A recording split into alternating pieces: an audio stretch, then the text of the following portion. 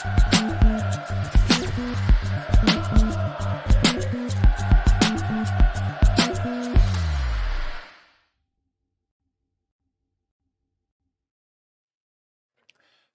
and welcome to the Royal Blue Podcast live on YouTube and Facebook.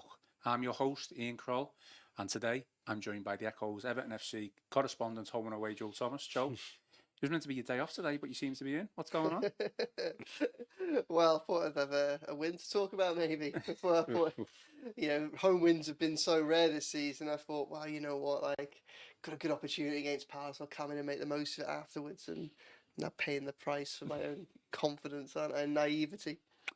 Oh, well, it's good to have you in, as we can always talk the Blues. We're also joined by the Echo's Everton FC reporter, Chris Beesley. Chris, how are things?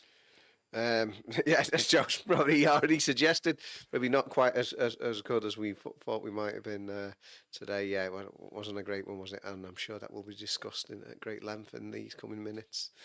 Okay, so to everyone watching live on YouTube and Facebook, please like, subscribe and share our live feed. Any support that you can give us would be fantastic. Also get your comments in the comments section, questions, opinion, and I'll put them to Joe and to Chris, and I'll see if we can answer them all, as many as possible as well. So the agenda, obviously, game last night, Crystal Palace, probably touch upon the points deduction appeal, but Joe, yeah, I mean, we'll start with you first, because you said before the game that you didn't think it was a must lose, which you obviously in a way you were right. It wasn't a must. It wasn't a must win in the sense that if Everton don't win it, we're not going down and anything like that. But you said it was a must not lose. So do you think that performance that result has kind of maybe justified that result as well and performance? Well, I mean, I stick by it not being a must win. Not being a must win. Obviously, there's still a long way to go in the season yet, and I think if we just pull back from all the emotion of last night, because there was a lot of emotion in the press box, as I'm sure there was in the stands watching some of that. I think that, look, it's a game that they didn't lose. It's a game which they fought back and got a point from a losing position. It's a point that takes them outside the relegation zone. I asked Sean Dyche after the game whether or not he thought it was an opportunity missed. He said he didn't, for those reasons. If I'm honest, I disagree. I think it was an opportunity missed for so many reasons. It was such a big game. I wrote on Twitter before that it reminded me of the Fulham game at home last season, when it was in the spring. We weren't quite in the final throes of the season. Remember that Fulham side coming to Goodison Park? Mitrovic was suspended. Silva was in the stands. They had nothing to play for. Everton had everything to play for. And it just felt, if Everton could turn up on that day, then they might not get out of a relegation zone, but they might not end up in a relegation... They might end up out of a relegation fight, but they might start a process which means that this isn't a nervous wait all the way to the end of the season. Maybe you get away from it with 2 or 3 games to spare. I kind of almost feel like that was the same with Palace yesterday. It was an opportunity where, for once, and it hasn't happened very often this season, hasn't happened very often the last few years, but for once the stars seem to align for Everton. All of a sudden Everton have got the players coming back from injury. Dyche has got an almost full strength side to choose from. Crystal Palace are a mess. 4 best players injured. Assistant managers leading from the dugouts. Terrible run of form. They were there to be taken. And just like at Fulham last time, Everton failed to do that. Still at the relegation zone, not a disaster, not a catastrophe.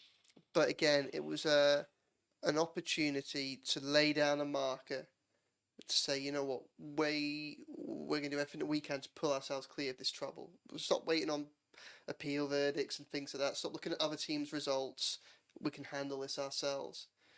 I don't think they'll get a better opportunity this season to go and get a more important 3 points than that. They didn't. I think it was a missed opportunity. Chris, a fantastic and simple, question put to Sean Dyche by Joe. Is it a missed opportunity? I'd probably go as far to say any defeat against a rival team at home under the lights of Goodison Park is always a missed opportunity. Are you surprised that is Dyche just trying to play that down, the missed opportunity? What do you think? I'm not surprised by what he said, but I totally concur with what Joe said. That's his job as the manager. He always bats off stuff like that. It's like if you say to him, is this a must-win game? He flips it round and says, they're all must-win games in the Premier League. So that's just the way Dyche operates. It's his job to keep everyone on the level, not to get too high after a win, not to get too low after defeat, or a disappointing result as that was, even though obviously they did avoid the defeat in the end. Just to echo everything that Joe said, that everything was for Everton. Palace were there for the taking, totally in disarray, chaos there. I mean, the manager was going to get sacked. Poor old Roy Hodgson gets poorly anyway, pulls out of training on Friday. You're thinking, oh, is this just all a ruse because they've got the new man coming in? No, he's genuinely sick. Out he goes, and then on the day of the game, the new guy gets appointed. He's up in the stands, but as Joe says, it's the two assistants who are taking charge. They've got players out. It was Everton aren't going to get a better opportunity to sort of get back to winning ways, and that it's been over 2 months now since the end of that impressive run in December. Joe and I were there at Burnley, and you never get carried away from yourselves, but it was almost like, this is too easy. This was too comfortable there at Turf Moor and Sean Dyche's return to the Clarets, and they just coasted to it. But they haven't had a Premier League win since, and the longer it goes, the tougher it gets, and this should have been the big opportunity, as Joe says. Never mind points, deductions, and getting stuff back. Everton should have enough in the locker to do this themselves, and this should have been the start of that. We'll come on to individual performances, Chris, but just want a little word on your player ratings that you got last night. Yeah, I was quite surprised going through them before. There wasn't a 5 or anything below a 6. Yeah, in the ratings. So do you think maybe not as harsh as you should have been? Yeah, that's just somebody actually, to be fair, I gave him the like on Twitter. Somebody came to me, so I was actually wasn't even criticism. He just said, he goes, I just wish you were like marking my reports when I was at school, really. So I might have ended up as a professor, something like that. But so I was a bit tongue in cheek. I enjoyed that. I thought that no individuals were actually really poor. That's why it was kind of stuck in the middle with my marks. I just felt like it was the whole collective. It was the system. That was the problem. Nobody had a stinker. I mean, a lot of people talk about Ashley Young. I thought it was surprising at home to Crystal Palace in a game we were hoping to win, that he got the nod there ahead of Jack Harrison. But although he was disappointing, and then he did make the crucial off the line clearance, so I probably marked him up a mark for that. People say, oh, Dwight McNeil a 7, but he got the assist. So there's reasons behind that. I don't think anybody had a stinker as such. Even like Onana, obviously he had the nightmare start with giving the goal away, and then he redeems himself with the equaliser. So yeah, I don't think the problem was with individuals. I think the problem last night was with the system and just the way that Everton were trying to play or not play, as the case may be. Joe, I went to Goodison Park, major expectations, thought we'd win. You've already said it yourself there, Palace kind of bad form, free fall, key players out, no manager, surely the perfect team to play. And I predicted, personal prediction was Everton 3, Crystal Palace 1. But we've had a comment off the bat on YouTube from the Blues, a regular contributor of questions, says, can't understand the expectation that we'd swap Palace aside. We've got no quality in the final third, which decides games like this. So is he right? Should we have obviously just expected a tough game anyway? I think that we perhaps underplayed some of the... Yeah, there's a lot of turbulence at Crystal Palace at the minute because of the managerial situation, and albeit there wasn't a point in which led to a new manager bounce, there was obviously a team there that was playing for the first time in front of their new manager, and that will obviously lead to a degree of an increase in performance.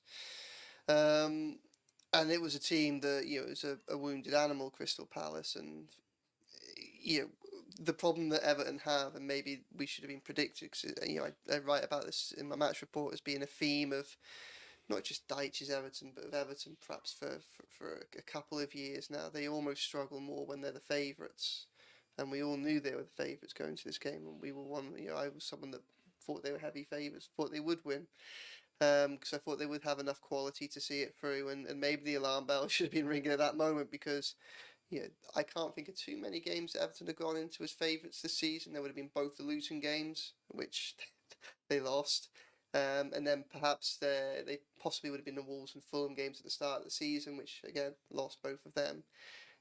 Then other than that, you'd probably say the Bournemouth game at home, which was very much it felt at the time. Obviously, in fairness to both managers, they both have led their teams to what, on the pitch at least, is comfortable mid-table, safety.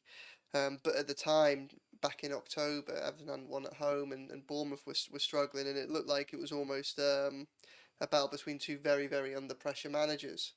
So I think that's probably the only time Everton won when they were favourites, if they were favourites that day. And again, you go back to this last season, and I've got reference to the Fulham game already.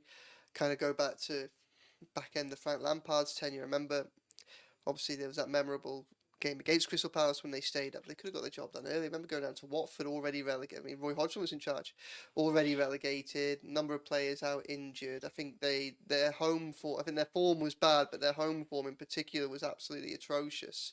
And went down there and watched it on a midweek night and just watched the most turgid 0-0 draw, where it was clear that rather than try and take the opportunity to get Everton out of the mess, it was almost like Lampard had looked at his side and thought, I'd rather protect a point rather than go for all three.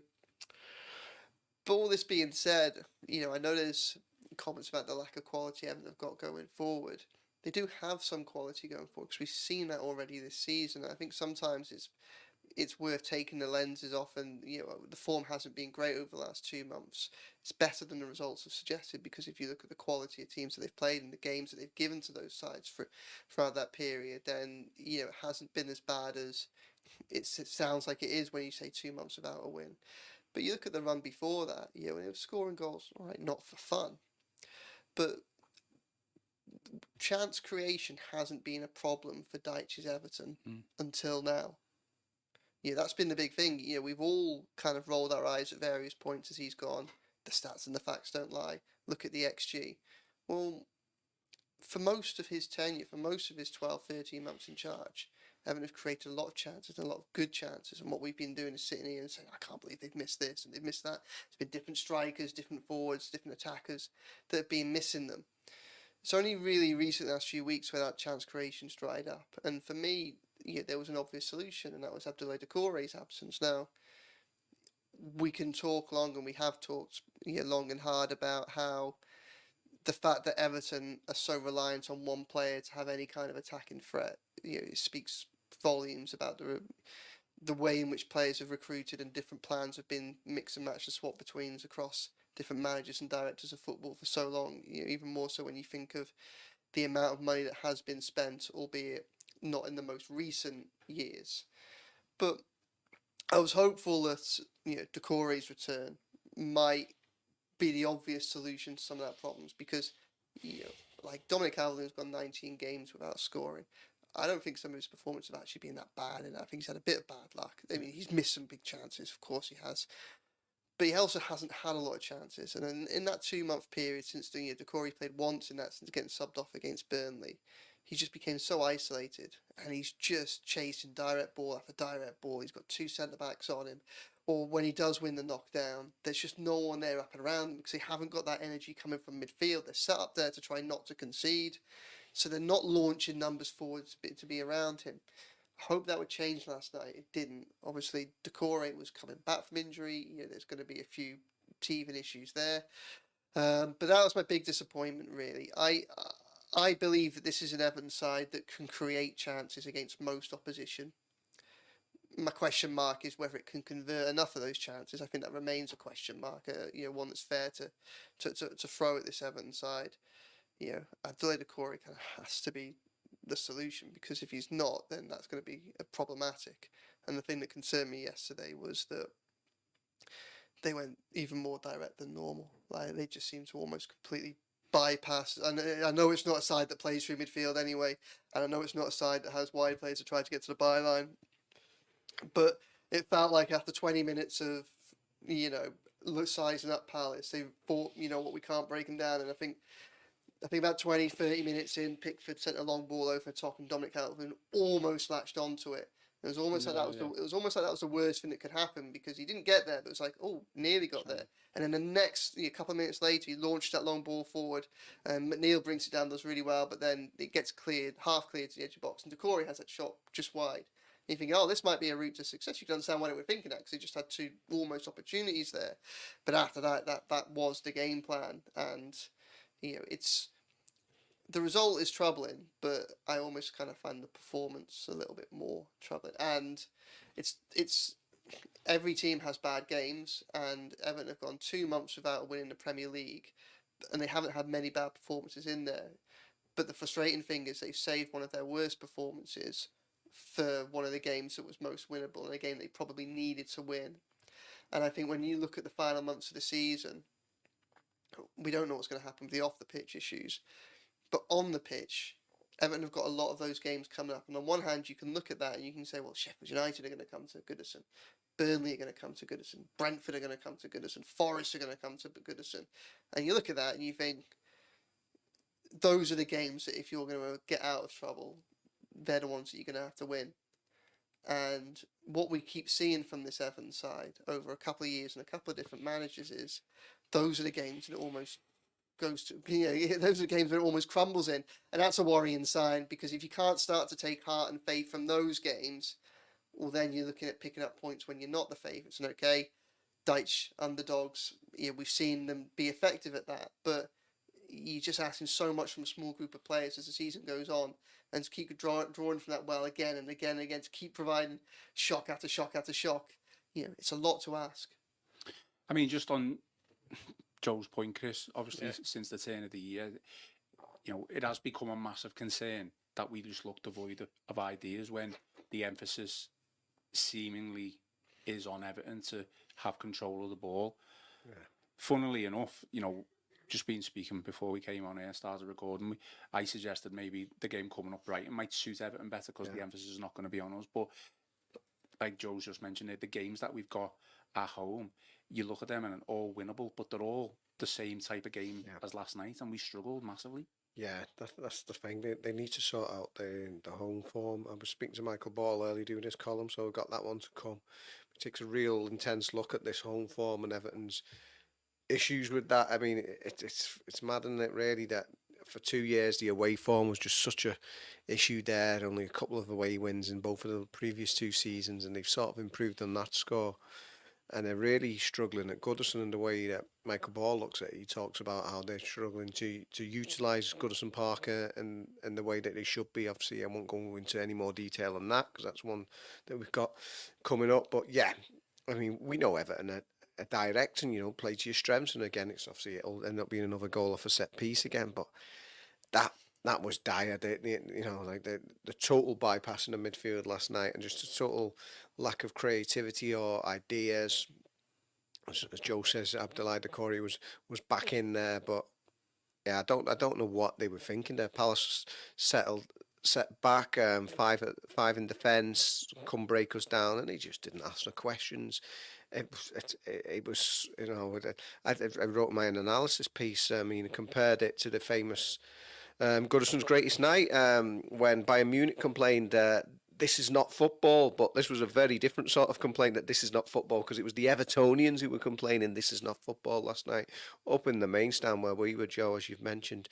The catcalls and the complaints and the moans and groans we could hear around us from the various supporters. I know there was one of our press colleagues said it was the worst game he'd been to since Everton last played Crystal Palace just last month. But no, I think this was even worse, especially in the first half.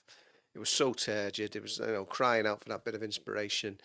It didn't come, and in the end, I said maybe we should be grateful. It's the point that takes them out of the relegation zone. It could have been a lot worse, but it's just that feeling that this was the big opportunity. This was the chance, as we say, the game that you look at, that this one that Everton should be winning, and the fact that they haven't now just piles on the pressure on the games they've got coming up. Joe, do you think we're at the stage now, or is it even fair comment to say Sean Dyche may know how to set a team up not to lose a game, but he's struggling to know how to win a game? Well, I think he finds it easier to set up a side that is the underdog for a match. Where you're playing against teams that are going to come at them and try and win. I think he's a very good containment manager. I think you have to again take a little bit of a step back and look at the side that he's managing now and the sides that he's managed in the past. And quite often, the vast majority of the time, they have been truly underdog side teams. They've been teams with a lack of resources fighting against much bigger beasts. That was the story of his Burnley career, and that is the story of this current Everton squad. This is a very, very small squad that's been patched together, and okay, some of the kind of, likes of Kevin Fowler have made some efforts to try and fix some of the holes, but it still really needs someone to grab hold of it, and with a little bit of money and a little bit of freedom just to make sense of it. So, he has got his work cut out. And he doesn't really have, as I say, I don't think he necessarily has the resources to go and be ambitious in a style of play. But obviously, again, there are going to be times, especially when you're at home, when the onus is to go out there and get big results. And the conditions were perfect for Everton last night, and they didn't do it. And probably what's most concerning is at no point did they really look like doing it. That's the concern. He doesn't have a plan B. That's not really his fault because of the lack of options, but it's just, it was quite painful watching that last night. It got so direct, so over the top, and it wasn't having a huge amount of joy. All right, Palace's goal kind of came out of the blue in the sense that it was a screamer, but they provided quite a number of warnings. Really, if you look at the game for the first hour, they had the better chances. I mean, Jefferson Lerma inside Everton's box about 20 odd minutes in when he skews it over. I mean, that was a great chance. Tyreek Mitchell played through 1-on-1, albeit at an angle. When Pickford comes out at the beginning of the second half, Mateta's header cleared off the line from Young. Yeah, they were good opportunities. So it's not even as if Everton were playing that way, but Palace never looked like scoring at all. It was an almost full strength Everton side, albeit one with perhaps fitness issues because of players coming back from injury, against a severely weakened side that they're hoping to try and claw back towards them. It was a performance in which they struggled to create, but also allowed chances to be created against them, and it was the worst on every level in that respect. That was almost a problem. It wasn't as if Palace never looked like scoring and they hit Everton with a sucker punch. They maybe not deserve to be 1-0 up, but if a side deserved to be 1-0 up at that time, it was them. Just a reminder to everyone watching, just get your questions in, your opinions. There's plenty coming in, so we'll read them at some point during the show.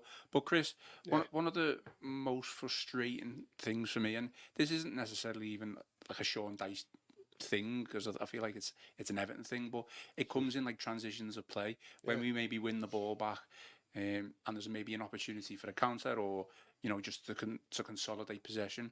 We always, from my opinion, seemingly just start out from the back. We always, rather than look to go forward, we're always either passing it sideways, or when there's no avenues or passages of play to get that ball to the front players, it inevitably goes back. One of the hardest things to do in football is to score a goal by playing out from the back, and inevitably when we can't obviously do that because we haven't got the players to do it, we just end up hitting it long, which we did countless times yesterday.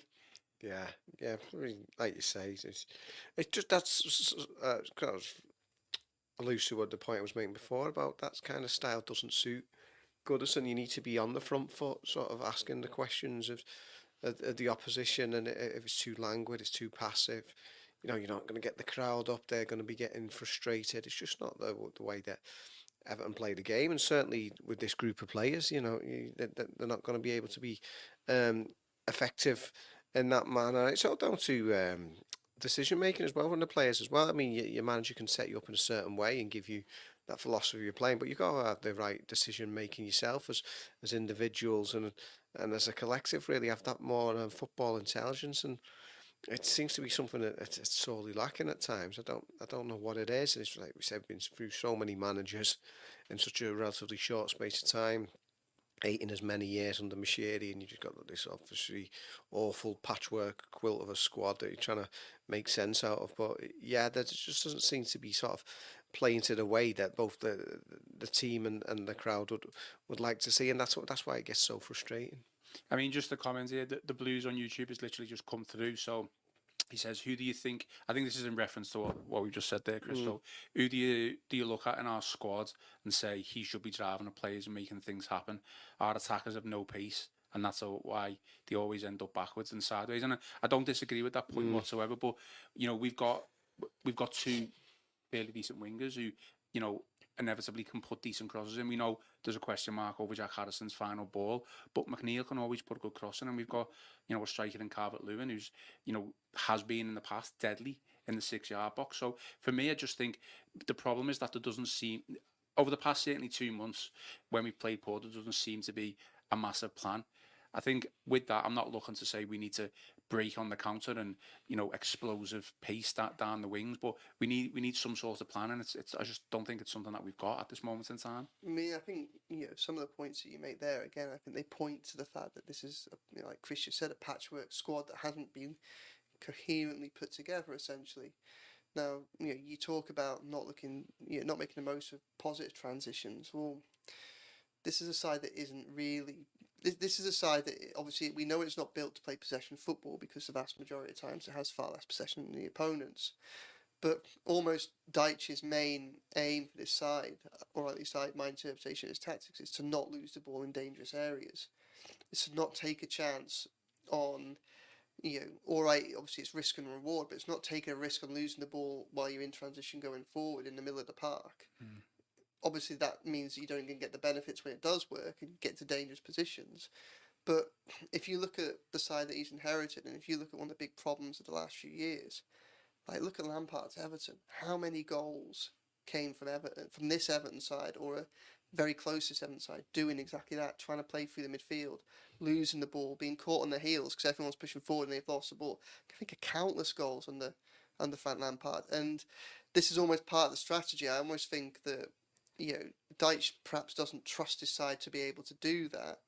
So why carry on going down something where you're more likely to be hurt? Because this isn't a side with a lot of patience. Once you're then trying to recover, if you've lost the ball in a dangerous area, you're really going to struggle.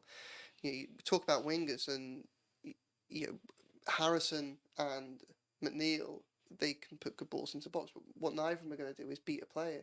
So there's no good trying to launch the ball into the channel or over the top of a fullback for someone to chase, because, you know, neither of them have got lightning pace. So you're just going to lose the ball. None of them beat a player, and this is part of the problem that. But what they can do, is they can hold on to the ball and they can deliver a ball from deep. But then this is part of the problem that Dominic Calvert-Lewin has. When you look at what Dominic Calvert-Lewin's been at his most effective, you probably look at that on Ancelotti era, don't you? Yeah. And that's players getting to the byline and putting, you know, balls across the face of goal for him to then attack. Yeah. Instead, what he's getting is, and this is just one of those areas where They just the lump balls side into just the box. doesn't quite link up.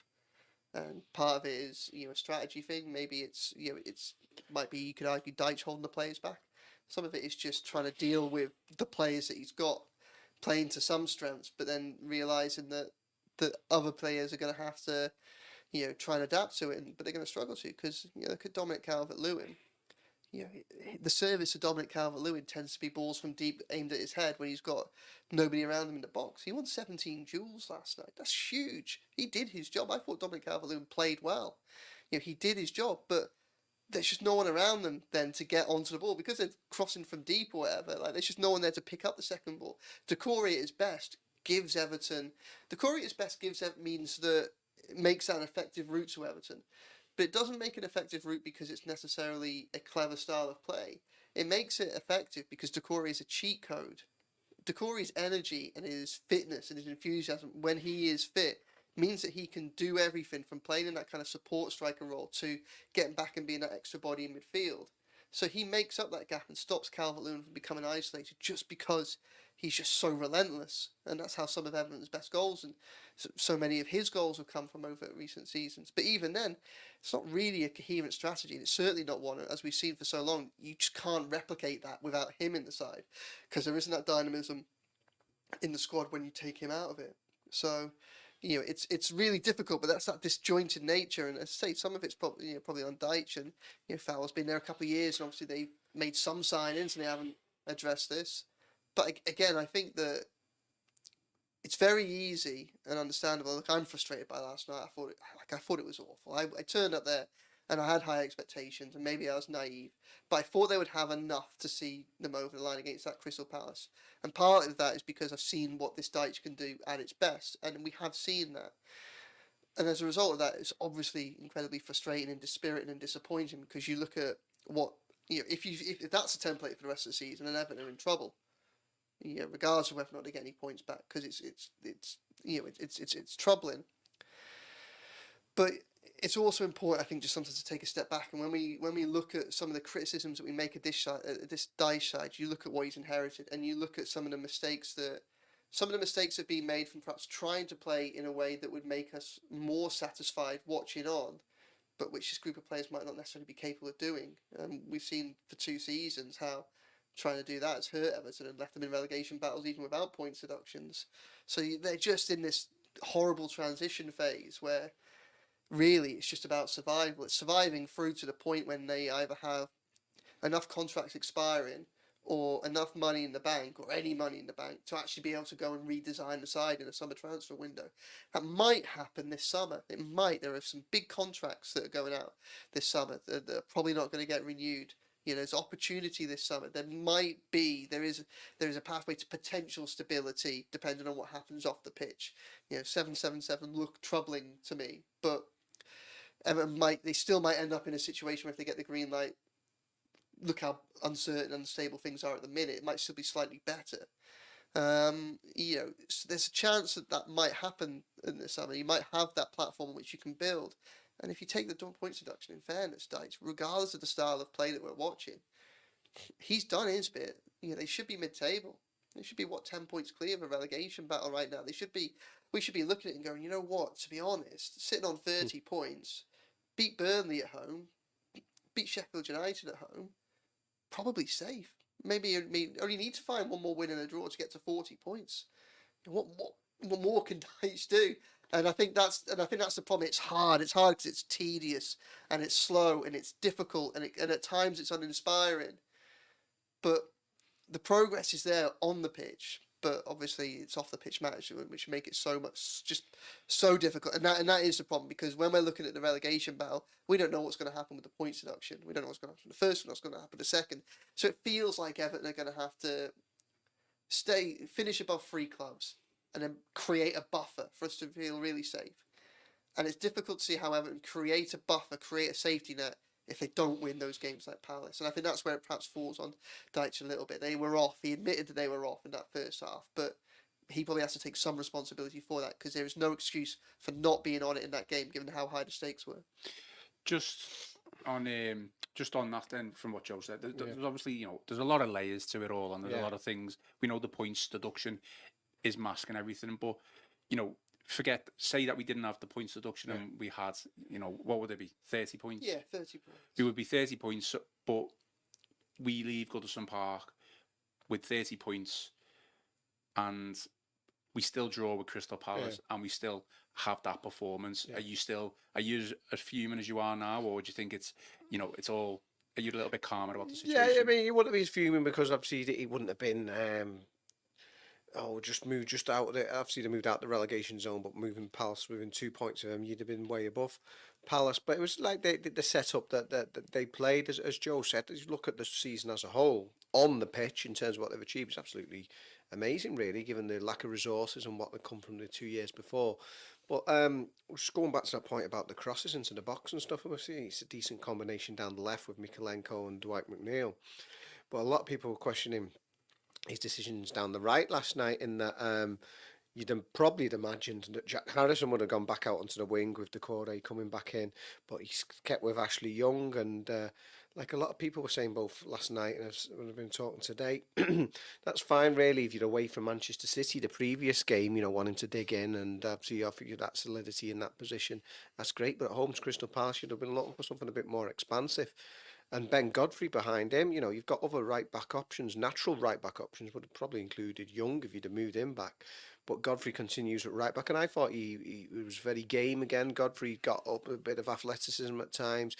He was really trying, but there was times when he's swinging in across, and he's a centre-half playing as a full-back, and he's overlapping, and wasn't great, and that's no fault of Ben Godfrey. He's doing the job as asked for him, but and that goes on Dyche, the personnel, the approach of how they're playing. It would be totally different, and it could change again now when we hear the points verdict, when that finally comes and the appeal with that. But I think whatever position you're in, whether you're 12th in the table, which is the on the pitch performance, or the reality of the situation, which is 10 points worse off, that was a dreadful display in terms of the lack of football from Everton and their approach. And I think for the first time, people are a bit concerned with how they're playing. People are concerned because of the reality of the league position, because of the deduction. But with it going 2 months now and then playing like that, and a lot of people are now saying, "Oh, that's really not very good." I mean, Joe, there were obviously a number of factors why we didn't win the game last night. People can point to Dyche, people can point to the system, but I kind of disagree with Chris, and I will let Chris come on to this to kind of defend his position, but I do think there was a couple of substandard performances last night, and I'm not looking to call anyone else. It's already been a long season, and everyone's probably played more than what they should have, but I was very disappointed in James Garner. I don't think his form over the past couple of weeks has been great anyway, but again, this is not even me having a go at James Garner, because then you should look at Dyche and think, should he protect him and take him out? Should have taken him out of the team.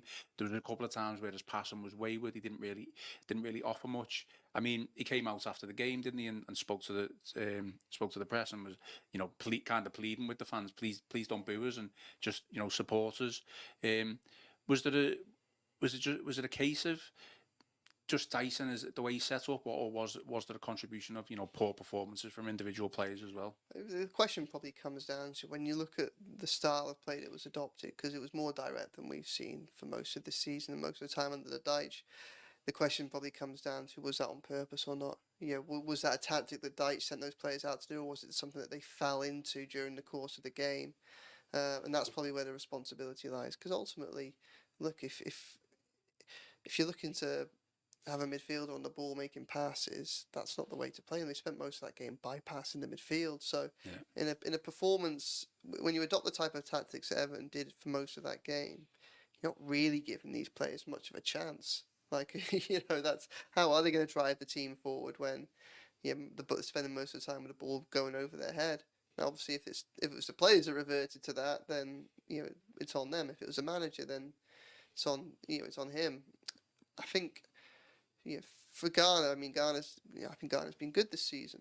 We have to remember he's a young player, and he's still, Dyche terminology is just creeping into my vocabulary. But in learning his stripes, I feel I'm slowly becoming him. It's just going to be. Joe's going to have a goatee beard by the end of the season. I don't. Still got his hair. But look, we discussed this last week, and we wrote a piece at the weekend where each of the many blues in this office, or some of the many blues in this office, said who they would leave out the midfield, because for the first time since Burnley, that last Premier League win, Dyche had the luxury of being able to choose from his 4 trusted centre midfielders, and 4 doesn't go into 3, as we all know, which meant that someone had to drop out. Now, for me, I would have dropped out James Garner and have brought Amadou Onana in. I think Amadou Onana is probably the closest Everton have got to a game changer in that midfield. I think he can drive a team on. I would have been really interested to see how he would have fared against a Crystal Palace side that didn't have Eberechi Eze in, because he is often the player that has Eze drives through the middle. So Onana is very much, certainly the 2 games that Selhurst part of the season, had to try and play a containment role on Eze. Well, if you give him the freedom to go up against likes of Waternet, who's obviously a young player, played well, sit deep, then there's a chance that he might be able to dictate the game and get everyone going forward on the ground. Obviously, if it was a tactical plan to play the type of football they played last night, well, it doesn't matter who's in midfield if the ball's going over their head and that. But I'd have brought in Garner, I'd have taken Garner off, and for none other than the simple reason that he's been the ever presence. Throughout the last 2 months, throughout the fixture congestion of December going into early January, throughout the injury problems that all of those midfielders have had alongside him during the course of the season, so many other players in the midfield, the wingers have had as well. He's always been there. He must be knackered. He just must be knackered. It's not a comment on his ability or anything like that, or even his form. I just don't see a scenario in which he isn't just absolutely exhausted. And I think this is probably something that you can maybe look at with Dyche, and we talk a lot about his lack of substitutions. So we know he hasn't got much squad depth. But when you've got a squad as small as that, sometimes you have to protect players a little bit more. And this is, I think, where I can understand from game scenarios sometimes where he doesn't make substitutions, but I think sometimes you have to have a broader view and think, well, I just looked at Jack Harrison's stats. Jack Harrison before last night, started 17 league games in a row, and he'd finished all but 3 of them. He's playing 90 minutes, 90 minutes, 90 minutes, 90 minutes. He started the season. He didn't have a summer or pre-season. Started the season with a hip injury. Probably one of the most serious injuries of his career. He's probably, you look at how much work him and McNeil have to do. He's probably absolutely shattered. And you think, well, if it'd been 75 each week, if there'd been better use of Danjuma, for instance, all right, maybe Everton might not have the points that they, in theory, have amassed this season. But if you give them those 15 minutes at the end of each game, 15 minutes at the end, maybe they're not as knackered as they are now. Yeah. And that's obviously, there's only so much Dyche can do when he's got such a small squad and had injuries and suspensions and things like that. But you just wonder, and that's it. I would have taken Gardner out just because I think he needs a break. Well, that's what I mean about should Dyche have, it sounds like I'm slagging him off, but I'm not. I do think he was poor. I thought he gave the ball away a couple of times, but it's the onus is on Dyche to protect him then, isn't it? Yeah, to a certain extent. Another thing that I'm interested in your thoughts on this, but obviously it doesn't help for the style of play that we're advocating. We're going to try and get players to play it on the ball, which isn't. We're not going to see a lot of that under Dyche, but we could obviously see more. Is for the second home game in a row, I didn't think the pitch looked the best, and that's not me having a go on. Weather's all over the place and things like that, but. I saw it. We saw both goalkeepers slice quite a number of kicks. When they were clearing because both went for the long ball. And I was just wondering. We've seen a couple of good chances skewed all over the places from the edge of the box in recent home games as well. I'm just wondering if maybe the surface is just playing a little bit of a role in that. Maybe I can't say I noticed anything about the pitch and thought it was. I'm not too close to it, but I'm not too far away either. I don't know. Yeah, I'll have a good look next time. But yeah, the performance wasn't very good. I think I think it's important to also I'm trying to do my best to kind of put what Dyche is and the players' point of view is over. And I think that's relevant and important to do. But I think one thing I do just need to be clear on is that whatever the context in which Everton are operating, whether they're 12th, sitting on 29 points going into yesterday, whether they're 10 points lighter and they're in a relegation battle. At no stage do I think players should support should be leaving the ground after a performance like that and be happy and be that's acceptable. But obviously it's far easier to make excuses. Not make excuses. It's far easier to give people the benefit of the doubt and write off one bad days in the office. We all have them. I have lots. And if you're sat there in mid-table and if it's again. We're starting to get towards the end and we're thinking Everton probably aren't going to qualify for Europe, but they're not going to be in a relegation fight. And we're thinking, all of a sudden Farwell's, 1 or 2 wins away from a 3-month head start on a summer that you can maybe start changing things. It's a completely different scenario then. Instead, the performance, I think, was bad, however you look on it last night. But just the failure to take advantage of such a clear opportunity to shift momentum at the bottom end of the table. If they'd have won last night, they should have won last night, and they should be winning those games. They need to be winning those games. If they do that, also they're 2 points off Palace, aren't they? I think would it be 2 points off Palace, 2 points off Forest, 3 off Brentford. We don't know what the points things are going to bring back, but all of a sudden with the goal difference, 2 or 3 points back, and Everton are 15th, and all of a sudden it's Palace and Brentford and Forest looking up and thinking. Yeah. It's all of a sudden it's Luton thinking we're cut adrift now, 3rd from bottom. That does matter. Well, the problem is, it's obviously not an easy game. It's the wrong thing to say, but it was the most winnable game that we've got in the next couple of weeks. Let's face it, Brighton, West Ham, Man United. We know Liverpool was more than likely going to get changed. So, it was we've touched upon it. We should have won. We didn't. Chris, just Emma EFC on YouTube has kind of touched on Joe's point a little bit, just talking about Young and Harrison. We all know Young's, he's limited at this stage of his career. He's obviously had a fantastic career, with United, Villa and a couple of other clubs. But, obviously it's easy in hindsight to say, was it the right decision? There was a suggestion, as Joe's touched on, that it was about freshness, putting Young in. But if I can just touch upon the subs, we know Dyche is not as proactive as probably want him to be when he makes a sub, but half-time there was 2 glaringly obvious substitutions that Dyche should have made, and he didn't make them until 60th minute, at least the 60th minute. 66, wasn't it? 66th minute. So, 2/3 of the way you know, into the game. Harrison was one of them for Young, and then he didn't even make the second sub that I would have made. He took Idrissa Gueye off for instead of Garner. yeah. Onana. So, you know, with the subs, should they have been made a little bit earlier, or you know, where did they write subs to make? Inevitably, whether you can say the subs contributed to the Palace goal, but they scored effectively within seconds of those subs being made. Yeah, well, there's probably because Onana coming cold anyway, hadn't he? Maybe if he'd have come on earlier, it wouldn't have happened. There's kind of two answers to that. I mean, like I said, should those personnel have been in from the start and got Everton on the front foot from the beginning? The fact that they weren't, and then you're going to make the changes at half time. I mean, for all these pros and cons, and I remain a wholehearted supporter of Sean Dyche. I think that he's done a great job, and I'd like to see him continue at Everton on a long-term basis. I think that last night was very poor, and it showed that when he isn't proactive in terms of his changing the situations and bringing the subs on early in those situations. He only tends to sort of use a lot of his subs when the game's one way or the other. It's very seldom that you find the luxury that Everton are comfortably ahead. It's more, if they're getting beaten, he'll chuck a couple on then. So, yeah, I think everyone on the ground could just see that a change needed, whether it was a change in personnel, bringing the substitutes on, or a tweak of the tactics. And as Joe says, was that because Dyche told them to go longer than normal, or was the players just falling into that trap? Something had to change at the start of that second half, and it didn't, and it carried on the way it was.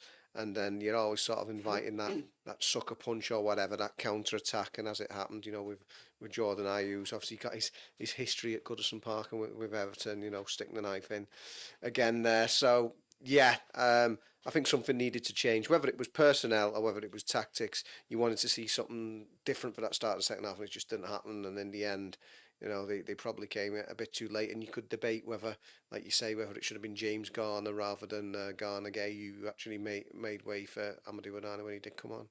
I mean, suppose got no issues in bringing on a striker, but at the time, when he brought the subs on and then we went 1-0 down, it smacked of a little bit of desperation when he brought better one, because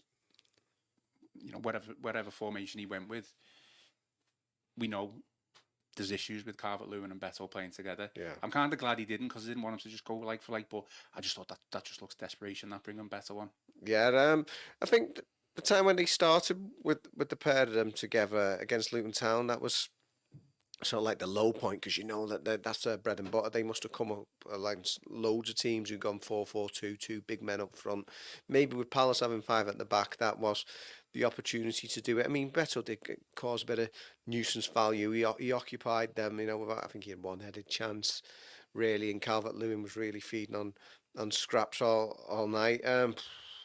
I mean, they've been going long all night. I mean, they may as well chuck the two big men on, and in the end, they had so many big men in the box, and that corner kick, and it's Onana who comes up and wins the header.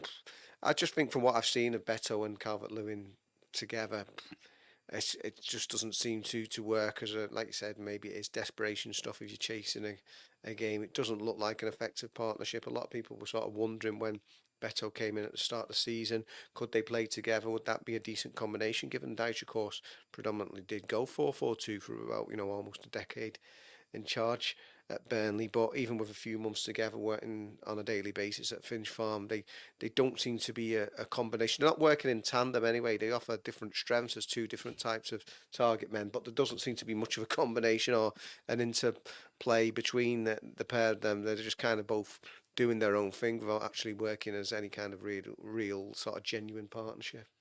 And just staying with you on this one, because Joe's already touched upon it, but we've all been desperate for Doucoure to come back for the past 2 months, and did he fluff his lines yesterday, or was it just a case of maybe a little bit of match fitness and he'll be back up and running? Well, poor old Sean Dyche fluffed his lines, talking about Doucoure fluffing his lines. He told a joke in the post-match press conference, and then did that embarrassing moment where he had to explain that was a joke. I think he said something on the lines of Doucoure did well to miss that chance, because he sort of snatched at it, then it sort of ballooned up in the air and didn't make a good connection. Actually, after that first half chance he had was decent as well. Made a better connection on that one. Was obviously off target. No, he's getting in those areas. I mean, it's tough, isn't it? Because we're all frustrated that they didn't win, and it was that big chance missed. But again, the fact that he was in those areas, hopefully it's not too long. If he can keep himself fit, that he pops up again in those areas and he will finish. I don't think there's an issue long term over Abdoulaye Doucoure's finishing. He does seem to be able to have a sort of decent sort of ratio when he gets into those positions. I mean, Joe, one positive, if you could find a positive from last night, was Amadou Onana came on. Probably, I don't know how you want to look at it. Maybe just give your opinion on it. Did he change the game because of how he was playing it? Because he did play well. I thought he was getting on the ball and he was passing it around, and we looked better. He obviously scored the goal. Or was it a case of Palace knew when they'd scored that they were able to just sit back and just let Everton have the ball and just kind of try and bide the time and let the minutes pass by? Yeah, a bit of both. Obviously, we had the impact, but say it was in the air, as opposed to on the ground, which is where you hope it would be. I mean, I'm fascinated by his commitment, his ability, his desire to get the ball in tight spaces. With the back end of the game at Man City last week, we were quite close to the pitch there. And it was really notable how when, obviously, the game, they were 2-0 down, the game had gone, of course it had. But even with some of the best players in the world pressing around him, he was coming right up to the defence and, facing his own goal, desperate for it in tight spaces. He's a real player, Amadou Onana, like he is. We're perhaps not seeing the best of him, but I think that when people rush to judge him, there has to be an allowance to the fact that maybe it's because Everton can't give him the best support as well, that squad. I said it a few times, but he's the type of player that you can imagine would struggle to very rarely deliver, say, anything more than 8 out of 10 for us. Not that many match-winning performances, and go for big money, and you think, we don't want to see him go, but that's a lot of money. Maybe we'll take that, use it to rebuild, and then you go see him play at a Champions League side, and he'll set the world light. You think, well, where was that player? And I think there's some of it's to do with the personnel that's around him. It was a big chance for Doucoure, and obviously that's at 0-0. And then, in fairness, I'm with you. I think changes could have been made at half time. I think it was obvious that something needed to be done. I'm probably with most people, and I think that the starting lineup was the wrong starting lineup as well. I thought this was a chance to be a little bit more assertive and play with a little bit more attack and authority on the ball for relatively low risk, given the personnel that were out for Crystal Palace. I thought this was a chance you could. I mean, we don't know quite how fit Onana was, so that has an impact. But you could maybe start with him and have him drive the team forward. And Harrison on the right as well. He just provides a little bit more of an attacking threat than Ashley Young. So, I like Onana. I think he's a good player. I think Everton were helped to a certain extent by the fact that Palace was going to drop deep. I actually think with a better substitution, I don't think that from a traditional perspective, I don't think from a tactical perspective, Beto and Calvert-Lewin work together. I don't think they're going to work together. But where they might work together is in scenarios like the last 20 minutes against Palace, particularly when you're chasing the game. I can understand that far more than I can understand it in either of the Luton games, which is the other two games that we've seen it. And that's for two reasons. One is because once Palace got that goal, you could see they were absolutely delighted. They were delighted. Paddy McCarthy came into the press room after, and they were delighted with a point. I think they'd come away from there thinking we've got away with one from here. Like they've probably given their new manager an extra week's worth of grace as a result of that result, because Everton don't move within a win of them. It isn't a defeat to add to it. Like players will start coming back for them. It was a great point for them. But obviously they sat so deep. And Everton had been direct all game anyway, so they weren't magically going to start playing, ticky-tacky football or anything like that.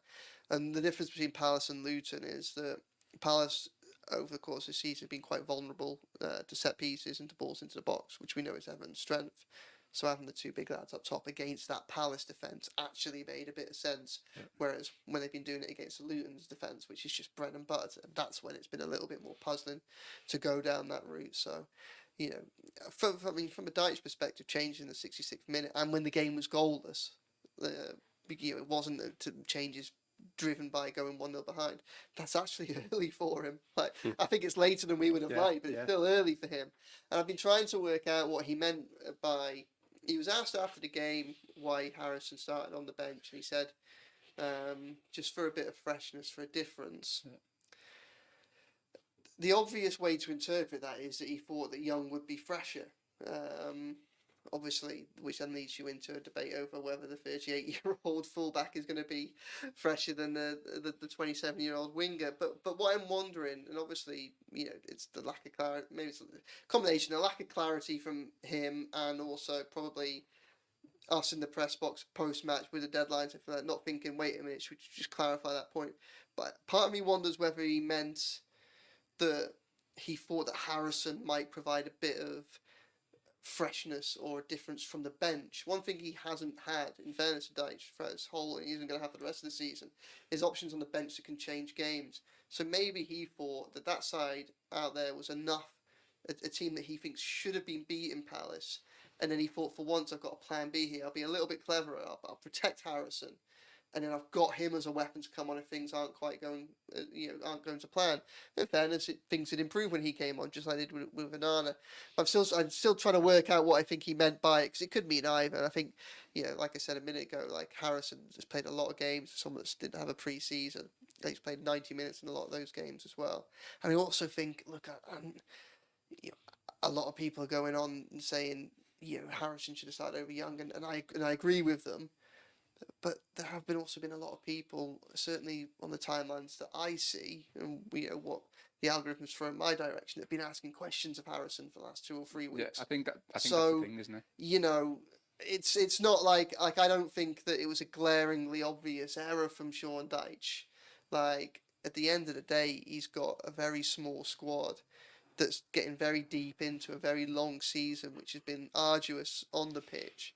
And the psychological toll of what's going on off the pitch.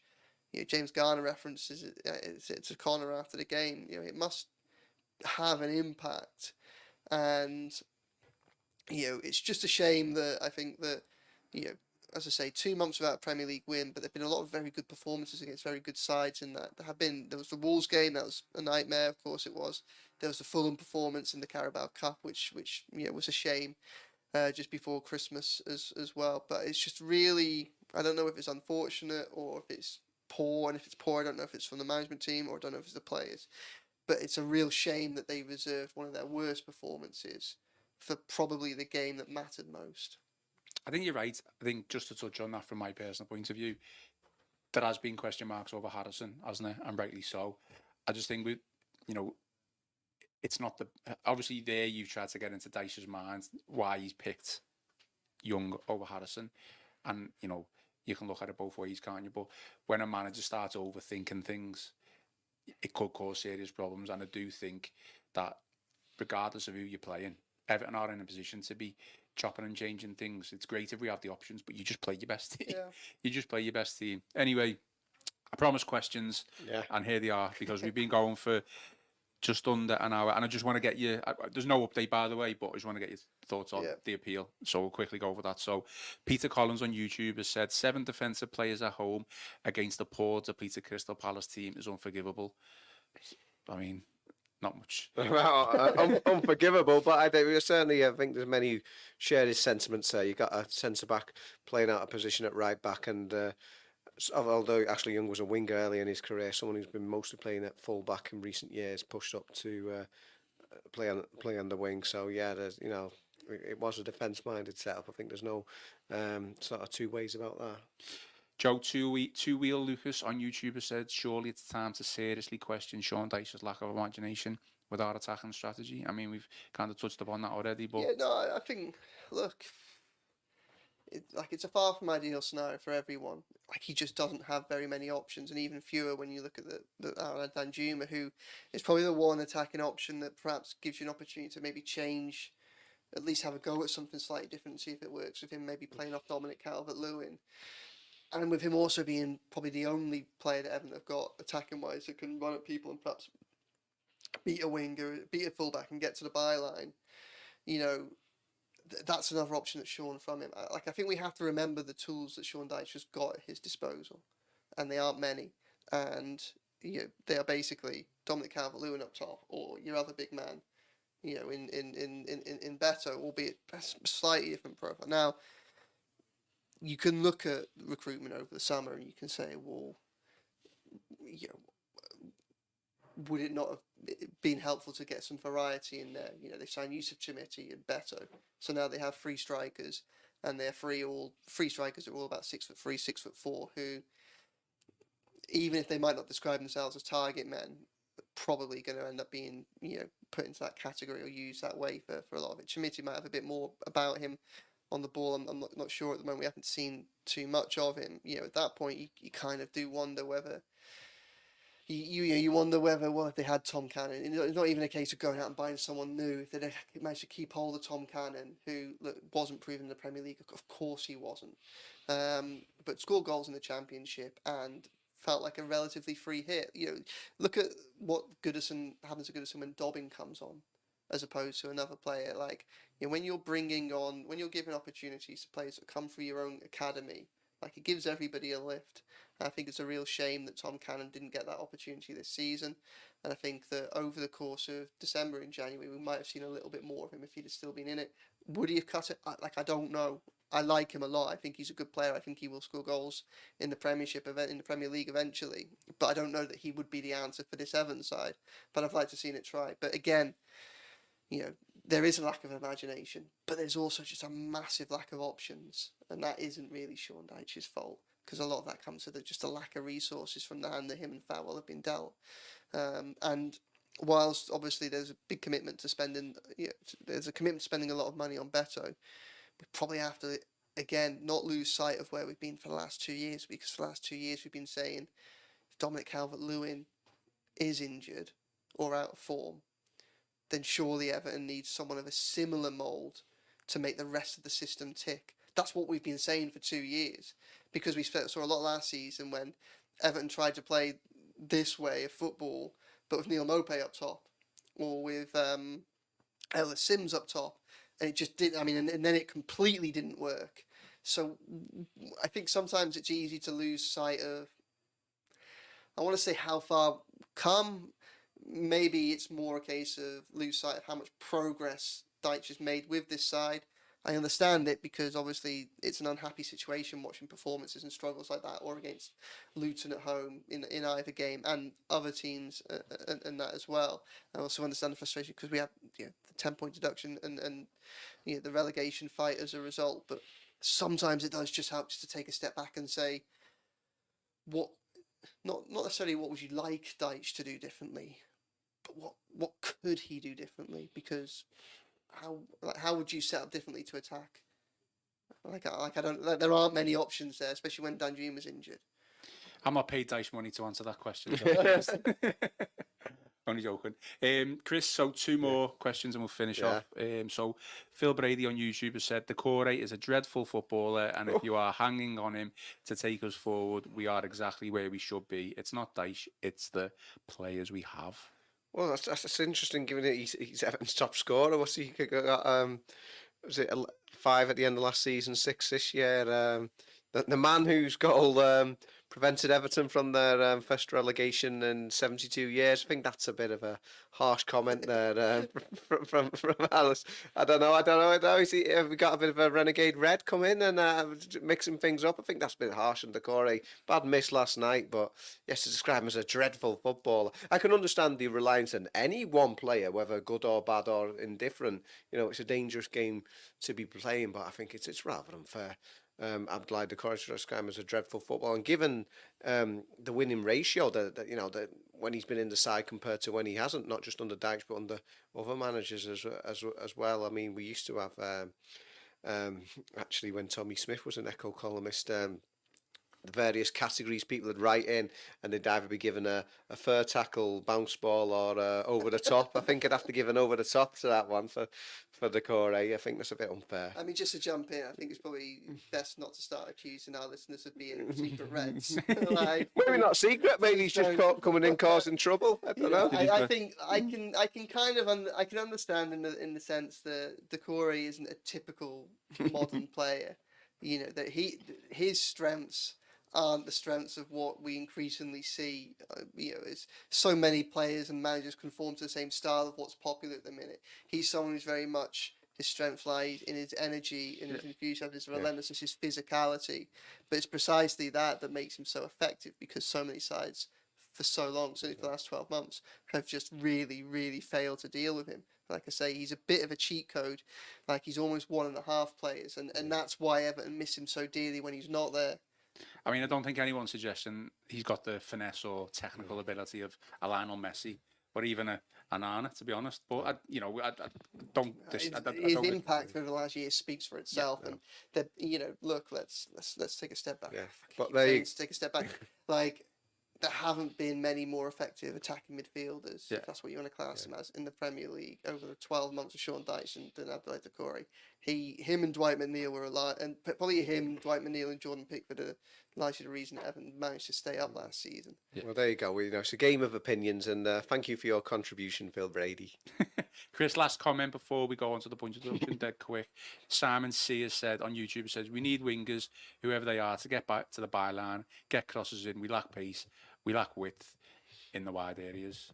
Yeah, certainly like pace and width in the wide areas. Joe's alluded to that, the fact that they can put a cross in, but maybe they're not beating the man. And it's just something, I regularly speak to Michael Ball. I've mentioned it already today, when we're doing his column. It's one of his sort of pet hates. As a former fullback himself, he said if the winger's not trying to at least beat his man, well, he's making your job easy as a defender. You're comfortable with that. It's when people do try and take you on. So, yeah, like to see a bit more of that, but I mean, do they have it in the locker? That's the $1 million question. Okay, Joe, we're in injury time, massive injury time. So I just wanted to get, there's not really an update or anything, is there? But, points deduction. It's just, this is prolonging on. It's rolling on. It's getting very frustrating now, isn't it? Yeah, the longer it goes, I mean, it doesn't help anybody dragging this process out. It really doesn't. And, I mean, we thought it might be last week. You're going to be phoning here, keep checking it. We're just gone 3 o'clock. Every couple of 3 seconds. o'clock on Tuesday afternoon now. So I'm working on the basis. I just saw Don't say it, Joe. I just saw a message pop up there. I think it might be something to do with this, but it turns out that it's fines for Lincoln and Fleetwood because of our mass sprawl in the Naughty. One. So it's nothing to do with Everton. Everybody knows the state of play at the minute, and it's an unhappy one. We need answers as soon as possible. Look, the answers are going to provide the clarity that anybody associated with Everton or the bottom league of the Premier League table wants, because there will be the second case that overhangs, so there'll always be the potential of deduction. But I think it becomes more important now because at the minute, Everton are struggling to provide a bit of a momentum boost on the pitch. They could really do with one off it. I don't know I've got no insight into what the panel's going to come back with. But we're starting to enter territory where we're starting to fear that Everton might not be able to help themselves this season, so they need all the help they can get. And I think if they having failed to beat Palace last night, but got a point, if they picked up 2 more in the middle of the week this week from off the pitch matters, again, just opens up a bit of a gap to Luton, just gives a bit more breathing space. If they have success of any form in the appeal, it will probably give us all a little bit more hope for the second case as well, or at least a little bit of insight. Like I said last week, my understanding is that when the verdict and the appeal comes out, there will be a written decision that we will get, so we will get some more insight into the case that Everton have been made, the case the Premier League have made against them. We should surely get some insight into why the first panel came up with 10 points and what the second panel think of that, which will at least give us an opportunity to kind of think forward to the second case and, what the repercussions of that could be. So it really, really would be helpful to get a verdict back as soon as possible. On the flip side, if they get nothing back, then say, for instance, a verdict come back on Friday and it says, no, we're sticking with 10 points. Maybe Dyche plays Onana and Harrison, goes for a bit more at Palace because all of a sudden he's thinking a draw's not good enough. I need to win. And these decisions are going to be made in every set of fixtures. They have been made. They've been made in the January transfer market. They've been made in every round of fixtures since the appeal got put in, and they're going to continue to be made. So you've got Luton playing Liverpool tomorrow. You've got obviously all the other games. They're all sitting there thinking, is a win good? Do I need a win? Is a point good enough? nobody knows the context in which they're operating, and that's really unhappy place to be for everyone. It's not fair, and it's not football. Right? It's not fair, is it, Chris? And we just need to know either way. Yeah, not as Joe has said, not just Everton, everyone in the division. The Premier League, the most high-profile domestic football competition in the world, and you need to know where everyone is, and fate beaten determined on the pitch rather than off it. Just know where everybody stands going into the end of the season. As Joe says, it's hugely important what happens with this verdict in terms of how it shapes the second one, because that goes well. Obviously, you're feeling better about the second one. If it doesn't, well, you're fearing, could it be even more? The decision must have been made by now. I'm not quite sure, like a lot of people, why there's this big hold up now. Keith Weiner, who seems to be by far the most optimistic on this score, he was expecting a Valentine's Day decision. What did he say? A bouquet of roses rather than the thorns that Everton have been getting. Well, that's been and gone. There was no card in the post for the Blues there in that respect. Yeah, it needs to be decided. But it makes you wonder that. So if we don't get it today and then tomorrow, as Joe's just said, match day for Luton Town there in the thick of it. I don't know when is a good opportunity. Are we then talking about Thursday or Friday? I really don't know, but the clock is ticking, and it's about 12 days, is it, Joe, since it finished? I'm just trying to check on watch. No, it's 3 weeks. It's nearly 3 weeks, isn't it? Yeah. So sorry, 19. Yeah, 18 days, something like that. Yeah. So yeah, the clock's ticking. Everyone involved in this, Everton and everyone else, needs to just have clarity over this, and obviously it's hugely influential, and how that could potentially shape the second charge. Okay, well, unless anyone else has got anything else to say, I'm going to finish on a nice positive comment from a YouTube listener or watcher. Peter Collins, Ian, Chris, Joe, thank you. Great content. Thanks very much, and thanks to everyone that's listening. We really appreciate it. Yeah, absolutely. So please show us your support. Please like, subscribe, share all of our content on YouTube and Facebook. I've been your host, Ian Croll, with Joe Thomas, with Chris Beesley, and this has been the Royal Blue Podcast.